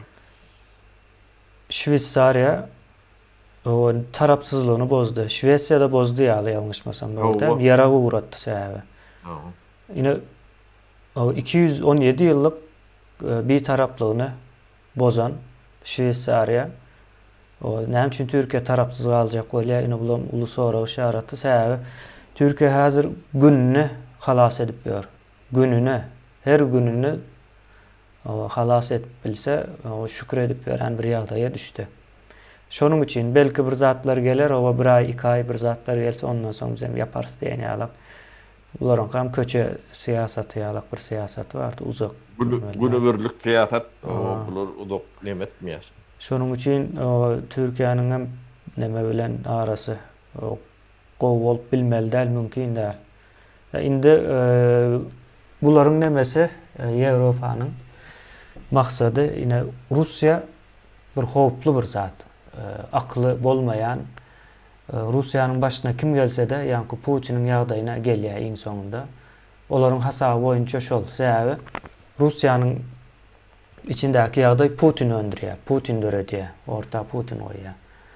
İslam oklaryny näme etmeli? Bu dargamaly. Russiýa diýilen döwlet dargamaly we ýanky neme diýär? Nükleer, ýani ýaderni diýip aýdýarlar. Şu bombalaryň hemmejesini bir-birden aýyrmaly. Sanksiýalardan çykjak bolsa şonu ýaly bolmaly. Sapara bilen biz şonu gurrun etdik de geçenlerde. Orset indi bundan soň sanksiýadan çykjak bolsa şo ýanky ýaderni bombalaryň başlaryny çözmeli, aýyrmaly. Başka şekilde bolup bilen ok. Şonu ýaly bir ýagdaý bar. Bu gowy ýagdaý. Ine bu zatlaryň hemmesini el alsaňyz bize gat uly peýdaly we bundan soň ýanky Hramowyňam, Berdimuhammedowyňam o sunkyny her santimden bir sunkyn dövmekçi de bularyň. Her santimde. Gayrat etseňiz ine ýyldaşlar hem gayrat etse ýazda bularyň sunkyn dövmäne gidýäs. Bolmasa doly çöker. Ondan soň näme diýilýär? Harawany arasalawan bir şäher gurup bolýar da ine şu wagt Berlin 2-nji dünýä uruşundan soň pikredin. Nähili harawa boldy. Şu wagtky Berline seredim indi. Demek o bir harawanyň üstünden hem gowuz yer neme döredip bolýar. Bilmedim, düşünürüp bildimmi aýtjak bolýarmy? Ýani halk razrak tiýjenmese halk o dargap gitdi, onuň ýerine täzeden gurmaly bolýar. Täzeden bir halky neme etmeli? Bir sosial bir düşünjäni döretmeli boljak. Näme diýesine halk sapara siz aýdy berin bolmasa. Ha diýbe bir adamlar ýygyňyzda näme goýup gidýänigi çağılaňyda o näýlik ýurt goýup gidýänigi düşünüp bilmeýän bolsaňyz o size ýa insanlyk demetinden mahrum bolan adamlar diýip hadap edilýär da. Ýygyňyzdaky ýa-ni biýune çağılaňyz bar, öz çağılaňyz. iýdim de şolary näýle ýurt goýup gidýäňiz. Olar nädip ýaşamaly, şu ýalanyň içinde. O tize ne ömrüňi kül etdiňiz. 3 nesil ömrüni kül etdi de. O adam ýalyk ýaşanyp ýekdik bolsa badyr bu. O ahbirli dünýäden ötüp gitmedi näme sizin çağlaňyz. Ne şunu düzeltmesek o şolary näýle ýurt döwlet goýup diýär. Ne biz etmeli dadymyz pikirimiz şo bolmalydyr. Halksızam bolup bilýär, ýaňky ýöne. Niç Ukraynalar näme üçin ýirenýär? O bizim ýurdumuz diýär. Çağlamyz adam ýalyk ýurt goýup diýär. Ne sağdan pikirli cemiyet şu. O bular millet. Millet bolup bildi. Bizde ne şolary ýalyk düşünje ýok da. O çağany doğurup o okuýy berdim diýip ýerip ýadyndan çykarýarlar. O Sapara bir esker gördüm yine sözüňiziň üstüne tamamlap bereýin. Ukrainada bir ayağı ýok, ayağı protest taklypdyr. Çağasa ayağı var, şolary goramak üçin elime ýara aldım diye esker özem. 40 ýaşynda. Bir ayağı ýok. Olara da tawşyryk berýär. Öýde ýatan wagtyňyz koridorda ýatyň diye, bomba partlasa da koridora çelli belki barmaz diýen ýalyk da şonu ýalyk. Habarda gördüm ne şu sözleri geçýärdi. Soň şu milleti ýykyp bolarmy? O Putin ýykyp bilermi? Hemen berde ben yine vatandaşlara yüzlenmekçi şu bolyan hemen söwüşi o habarların köpüsü manipülasyon olup biler. Rus çeşmeleri başka bir zat diye, Avrupa başka bir zat, Ukrayna'da başka bir zat diye, Türkiye başka bir zat. Şoň üçin özüňiz, öz aklınız bilen näme bolýar diýip seredip görüň. Arkasında bir näme bardyr ýine. Ukraina goşuny bilen Russiýa goşunyna seredip görüň. Kaýsy güýçli diýip ýöne näme üçin alyp bilen o. Öňüne halk çykandyr. Halkyň iradesini yıkman ya da bir halkın iradesini yok etmen, sen şu yerini basıp alıp bilen o. Tarihte hiç yerde şonyalık bir soğutnama yoktur. Basıp alıp bilersin. Halk bize çökken deldir. Halk bolya aldım deyip biler. Hava gücü metanok aldım. Yöne şuurlukça aldım diyer. Aradan 25 yıl geçer. İzna yankı cevap verir şu halk. Özlerine başına gelenin 2-3 etse beterine cevap verirler. Yine Türkmenistan'da da hazır bizim bilmeyen bir zadımız var. Türkmenistan'ın halkının gücünü bilemiz o. Nämediğini. Ne Rusya'ya alıp bir koşun alıp bilen o. Elbette Rusya o tayını ähli yankı Agnivoy diýilýär. Şonu ulanıp eskerini yitirmenen Ukrayna'nın şu Kiev'de şu an esas siyasi nämesi olupdur target. Kiev'i dümdüz edip bilýär. Ýöne nämeden gorka dümdüz etjek yerinde Ukrayna halkı var. O halkı dümdüz edersen yani halk erkek cevabını soracak. Şoň atygyny düşünýärler. Şoň üçin edip bilen oklar. Bolmasa halkın yaragan yok, okuýup yani uruş okuýan yok, söwüş okuýan yok diye. Olar saldat däle. Ýöne halkın aklı vardır. Ýadynda saklaýandyr bolan zatlar. Ve erkek cevap vermeliler şo eden zat üçin. Şoň üçin karşısına hiç kim halk almak istemez. Goşuny bilen goşuny uruşy ansatdyr, olar harbydyr, olan mentaliteten başka kili. Bir sanat esker öleni bilen bir sanat ýa-ni grajdanyň öleni düýbünden başka zatlardır. Esker ölen üçin bir adam seni suud etmezler, sen esker atypsın diýip ýöne ýa-ni bir vatandaşa atsa, sivil vatandaş atsa, onu suud edip bilýärler. Cenayetdir o. Ýene şoň üçin Türkmen halkam yine öz yani iradesine düşünüp ve halkın nämediğini bilip ortaya çıkan o Türkmenistan'da şu hatta yankı hiç sadığı var ona elinde. Ne edip saklap bilsin o halkı. O bir karak itin emesini o karşısına çıkıp bilmeyen millet näýle bolýar. No, ine. Sebäbi bilemiz o, nämämizi bilemiz o, güýjümiz o. in yukarıda duran güçtür. Köpçülüğün gücü. Halkın yani ilatın gücü, cemiyetin gücü. İn yukarıdaki güçtür. Onun üstünde o harvılar senden dören zat. Çünkü halktan döredilen bir küçük bölüğüne harvı diyez. Yani bir iyileşimiz yazıptır. Putin diye de Putin tip ideyalar verdi. Gülmek için ideyalar onu. Putin o 2 saatte dalıp biliyor yani oyun oynuyor diye. Putin o şöyle akıllı güçlü. 2 saatte alacağını 11 gün oldu da indi 11. güne girdik. 11 günlük urşun dine yitirilen teknikanın nemesi 3 milyar tip hesaplaptırlar da şu an. Neme hesaplap çıkarıp aydıp durdu Ukrayna'nın Korunma Ministerliğinden. Ölen askerlerin sanını sebebi gönü bir sahipa dörettiler. Özünkiler taptı ya da şu yani ölen ve plene yani yesir düşen askerlerin emmecesinin adı suratı emme zatlen koyuptur. Şu an eyyam 600 bin adam izarlayadı. Entek 10 günlük açılan sahipa 600 bin adam izarlaya ve her minutta 2 minutta ölen adamların ya da yesir düşen askerlerin Rus tarafından düşenlerin emmecesine görkezip dur. Hava indi şol yankı dine 10 günün içinde yitiren, orsun yitiren söğüş teknikasının nemesi 3 milyar diye. 3 milyar. O kemine yine Orsun propagandasının neticesine hazır okudun sen. Hava şu ne mene okap veren. 2 saatte de alıp biliyor yani oyun oynuyor diye yani o. Orsa seyretsen dünyanın yok edip bilerin diye. Yönekay dünyanı yok edip bilerin diye. Yani Yönemen aydayın yok edip bilmeye. Birinci karşı çıkacak Rusya'nın içinden karşı çıkarlar. Öz yanındaki generaller karşı çıkarlar. Sebebi iste isteme bu adamlar yani birazcık aklı var adamlar. Yani şu sonuna şeyini bolya deyip bilerler yöne dünyanı yok edecek diye neyim şimdiden sonra orta atıp bilen adamlar böyle.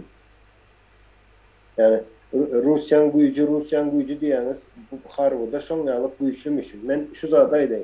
Samsung yalı bir televizör çıkarıp bildi mi? Teknolojisi güçlü diyerse. Maşin Lada'nı başarıp bilmen izini İtalya verdiler Lada. Lada'nı başarıp hem teknoloji eline veriliyor yine patent alınıyor yine şunu yasa değil. Dine yerine koymalı. Aydın Bey değil mi? Bir maşina çıkardılar. Onun Putin var. Yani Ruçka'dan çekti onun. Ruçka diye eline geldi. Yok. O adını burada da diye. Bizde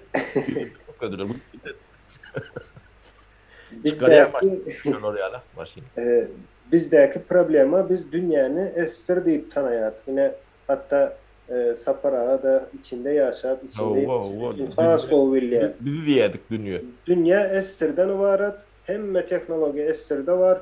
İngol yaşayışam esirde var deyip öğretildi. Son Rus propagandasam şunu devam etti.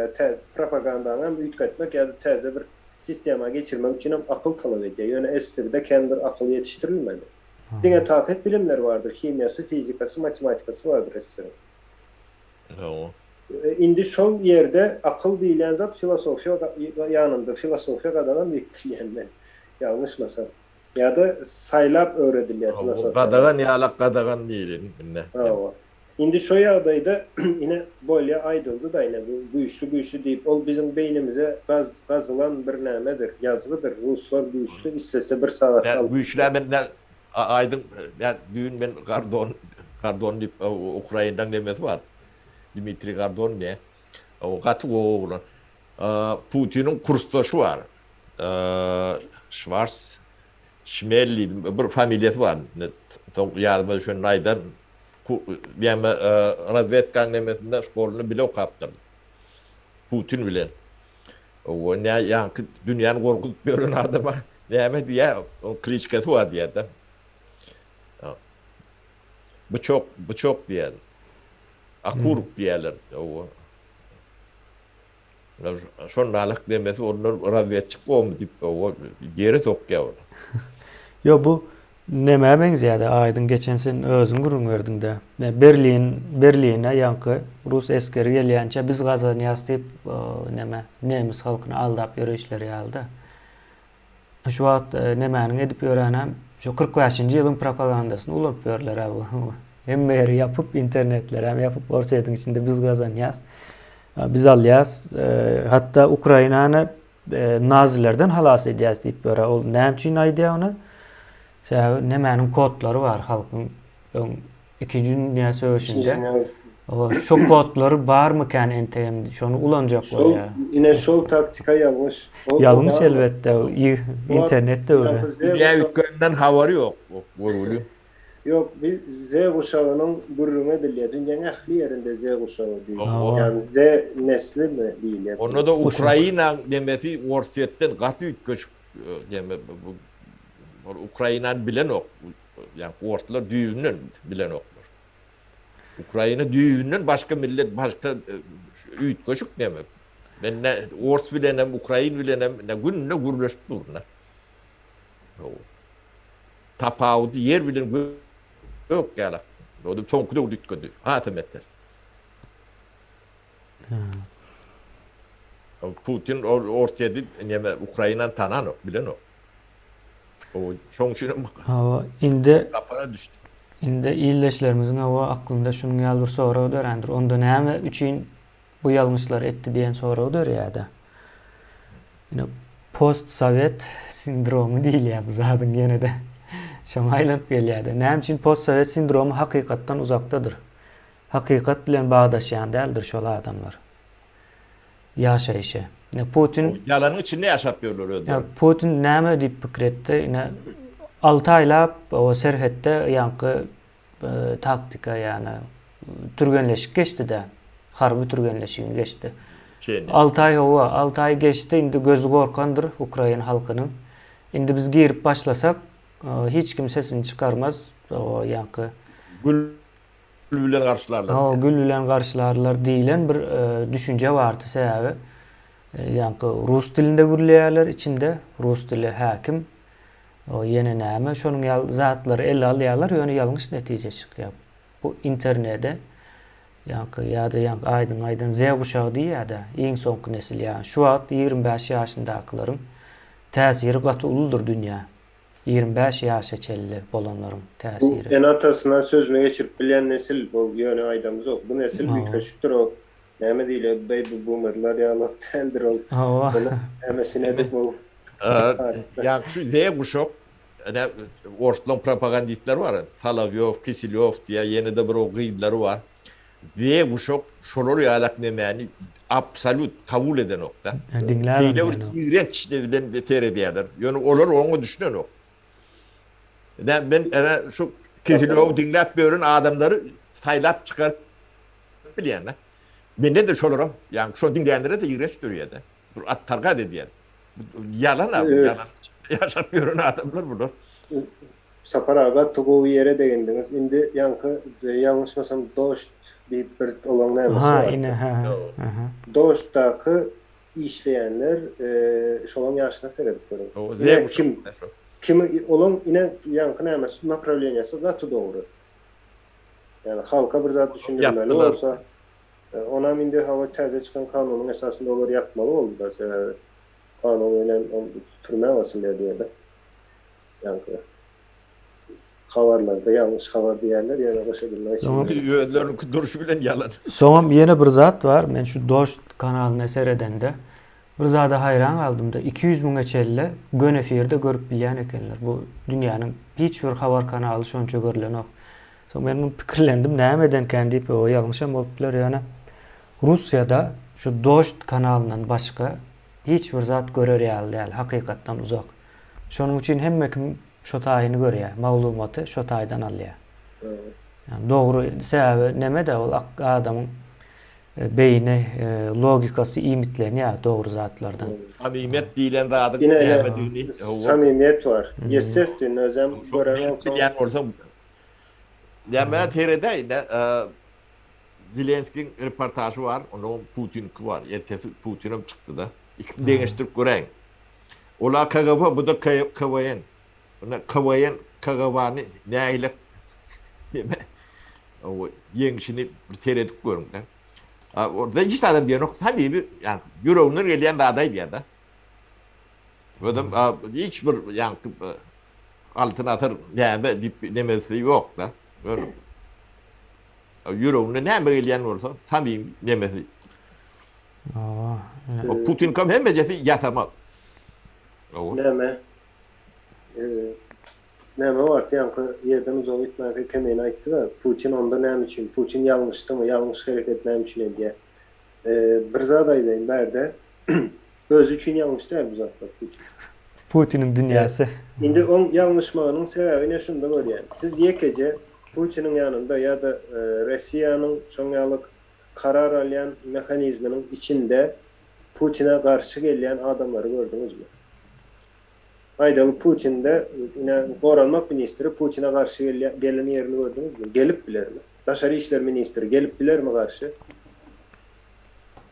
Ya da Merkez Bankası'nın başlığı gelip biler mi karşı? Beyleki kuruluşları esası rol oynayan devlet kuruluşları vardır. Şolon kaysı biri Putin'e karşı gelip bilir. Ya da yine televizyonun kanallarının redaktörleri değil yani. Ne değil, direktörü değil yani. Şolar karşı çıkış edip bilir mi? Ya da şunu kritik edip bilir mi? Edip bilen o. Demek yanlışıp bilir. Yanlış aytsa da olur makullaya şunu. Bu sistemin özü şuna en sonunda şuna getiriyor. Ya da parlamentinde şu Angliyan parlamentine seyrediklerin birbirine el karşı çıkıyorlar. Şok atma karşılığın en sonunda şok atma karşılığın neticesinde o adama karşılık değildir. Benim kemiğine bir zat diğer öyleyimden kemiğine yok sen bilen ok diyem ok kemiğine aydan ya da orta atan tezine ben karşı bir antitez öndürüp bilen olsam yine şol nemedir. Şol zadı Rusya'da mene göre mi? O zat yok demek. bu adamlık döwletlerin ykbaly şunu alak tutarmadylar.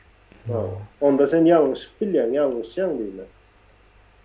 No, birleşimiz yazıptır. Karl Marx ideologiyasında yaşap ulan üçün o postsovetler çaklamalar doğru gelmeýär diýip birleşimize yazıptır şu taýy. Şu meseleni geçen aramızda nämesi geçti yanlış mesela. Yani olur nämedir? Hıyallar bilen yaşayandır. Yok deme aydın yalanın içinde doğulup ömrünü bitirip ölüp giden adamlar var. Bir nesil var. 43 tane. O duruşu yani şu Rodom'dan yani dünyayı neyinde şu tayda. Şu taydan başlayan yalan. Te ölüyençen. Türkmenistan'ın içinde yeki doğruda yoktur. Ne mi değilse çok tersi oluyandır. Ödün tersidir. O kovdat etcek diýdim yalan sözläp deme diýerler. Onun ter tokan ýalyk okumaly hemme zatlaryny. Onun adamyn bir normal durkum ütdiýede. Onun şoň üçin o çağat däl ýalyk.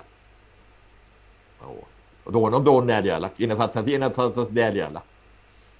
Bir türlü bu dünyanın adam değerli yalak bir mahluk emile geliyor adam yalanın içinde yaşap kolunu var. Taşından tereden şeyle bir ayrılan bir yiğrenç nemi dörüyor da. O benim şu yalanın içinden çıkkaydan adam bunun yönü köp vakit geçiptir da. Ben bir başka nemeğin içinde adapte ürtedim. Şu dağıtlardan yemediptir. O Mana gati yavani neme geliyor da. Ödüm yalan töndeyen adam görünüp duruyor. Burunun yemetme de gerek geldi.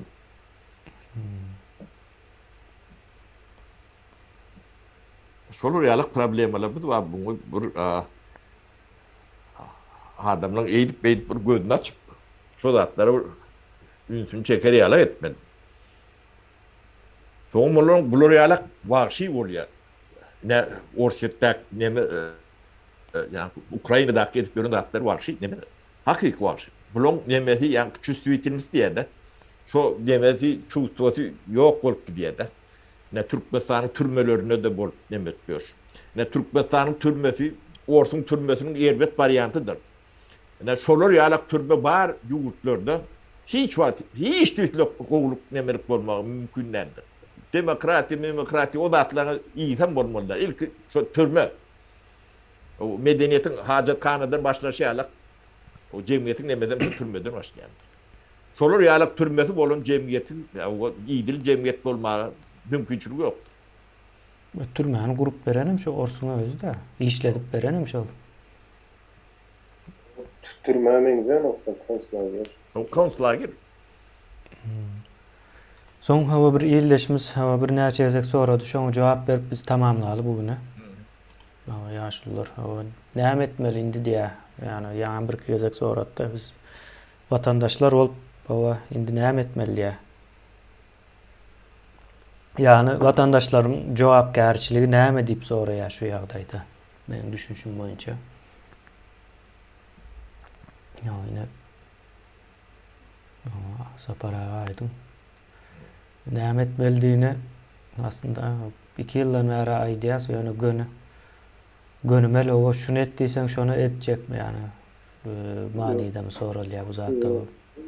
Şoň üçin ine näme gerek? Ben aýtdym, onu bolmasa ayrı bir program edilse, bu soru katı bir soru, yani doğru düşündürmek manası bilen. Näme etmeli diýende birinje ine şunky ýöne bir zatdan aýdaýyn, vatandaşlar bir-birine eýe çykmak diýen bir zat bar. Ine en atalar çağasyna, doğana, goňşa eýe çykmalydyr. Ýöne bir zat. Ýolda eýe çykyp bilmeli. Men häzir hemme edilmeli işleri doğulu berden aýdyp bilemok. Aýdyp bilemok diýen o wagty kän bir zat. Ýöne O zatlar näme var? Bir daşyndan da biz de ine özümüze suud etmeli. Men ine birinji nowatda özümü tanaýanmy? İstendik bir adam.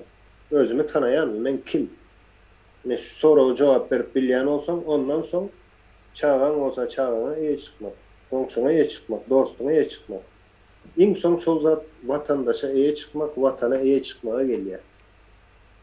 Ine bu bir test diýeli. Ine şu iş edilip bilinenden soň o beýleki edilmeli işler ýa-da näme etmeli diýilen ýere ýa-da bir ýola düşüp bilersiz. Sebäbi berde entek ine ýola düşmek üçin atyna minmeli bolan. Ine şu ata minip bilýäsmi diýip soraýarlar. Ine dostuma, dowanyma, çağana eýe çykmak diýmeli ine şondan gelýär. Özünü tanamak. Şonu etmen yola çıkanın bilen ol milyon sanak çıkay. Sağından ibaratsın. Sağının peydası yok. Yani şunun için birinci etmeli işimiz yankı näme meselesidir. Yine onluklar diýäs. Onluklar näme diýip pikir etmem. Täze Türkmenistan guruluşy diýip pikir etmem. Men o ýöne misal aýtdym. Yine onlukları döredilmeli. O öz ýakynlaryň bilen. Näme üçin onlukları döredilmeli? Yine başında kän görýäs, ýa-ni pulsuz ýa-da işsiz köçede galan vatandaşlarymız var. Indi şolar bir onluğun içinde olan bolsa-da köçede galmazdy. Ol her kim menem başyma gelip biler. Menem şoň üçin onluğum var. Yani men işsiz pulsuz köçede galamda şol iň az 10 kişi var, baryp kömek sorap bilýän we olardan utanamak kömek soramasy ýakynlarym bolan üçin. Maňa şolar ýa-ni düşmek yıkılan yerimde maňa şolar galdyryp biljek şolar. Başka hiç kimden sorama niyetim hem yok. Ýöne olan biri yıkılsa da men galdyrýan şolar. Yine bu edilmeli iştir. Bu edilmeli iş näme diýmek? Bolýa Türkmenistan ine şunun ýagdaýy şol hawa edilmeli iş gatykän o taýda soňam Türkmenistanyň içinde diňe halkyň daşynda da ýankı işi bilýänler, iş eýerleri, teknokratlar gerektir. Gatykän ol diýen sendiklerden çağırılıp biler işler üçin ýöne. Ine halk ýurt çoň ýaly bolsa da onu bahana etmeli däl. Ine ýollar ýapyk şoň üçin ýagdaýymyz agyr, ýagdaýyň agyr bolsa ine çözümi. 10 sany ýakynyň bilen samimi bol. Aldama 10 kişini hiç kaçanam. Olary ulanjak bolma. Samimi bol. Kelläňden näme geçýän bolsa, ýüregiňden näme geçýän bolsa dilimde şo bolsun. Ananın 6 ay geçmez, katı üýtgeşik bir toplum görersiniz. Bu zatlaryň hemmesi ýa-ni onluklaryň test edilen soň aýtýas. İşleýär, Türkmende işleýär. Şu wagt onluk Hava işlek gelýän zat. Hawa. Şu wagt onluk gurup ýa-ni daşynda da ine problemasyny şu onluklaryň içinde çözüp berenlerim bar. Ýa-ni bir işi çykanda men ine şu işe gidip bilemok. Ýöne işim yerime biri gerek diýip ýa-ni onlukdan birini uradyp bilýärler. Bulan bir meseleni çözmekdir. Durmuşyňyzy gowulaşdyrmak diýmek. Bu birinji adymymyz diýip aýdyp biljekler. Ondan soň ine atamynyas diýip aýdanynyň sebäbem şol onluk sistemasy bir çıktık diýmek, biz ata mindik diýmek. At bizden şalt edýändir. Ondan soň gaty tezleşjek bu işler. Doğru. Doğru aýdýan aýdym. O wat bu primer getirdiň taw bol. Maňa aýdana adam goýmadyň. Demek bu toraýlyk kemine şutaýdy. Şutaýda jemläli. Vatkan boldy. Onda. İyileşler taw bolun, saglykly bolşalyň. O ýigitler size de taw bolun. Sağ olun Sapara. Sağ olun. Aydın. Sağ İyileş. olun vatandaşlar, kemine sapara sağ olun.